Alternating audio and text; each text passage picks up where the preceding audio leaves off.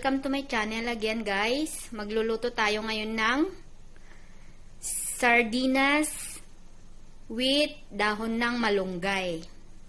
Yan, sarap guys. At saka, napaka-nutritious niya. Yan.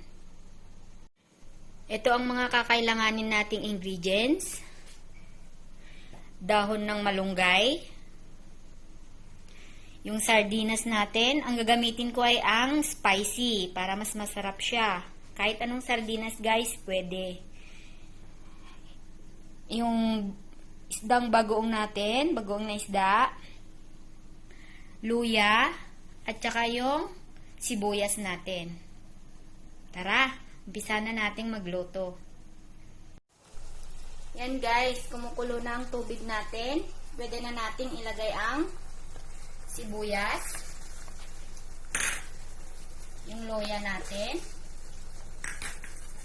at isabay na rin natin ang bagoong na isda. Yan. Hayaan lang natin kumulo guys. Yan, takpan muna natin mga after few minutes. Then, pwede na natin ilagay yung sardinas natin. Yan guys, kumukulo na siya at ilalagay na natin ang ating sardinas.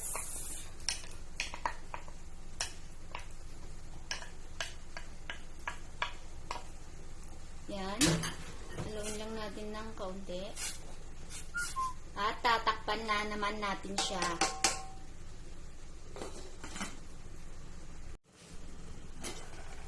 Ayan guys, pwede na nating ilagay yung dahon ng malunggay natin. Ayan.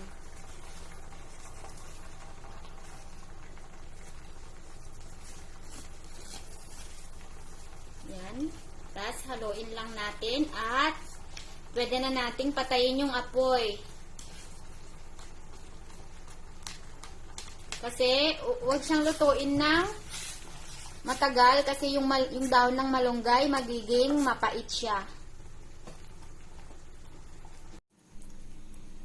Yan guys, ito na siya. Madaling lutuin lang. Ready to serve na.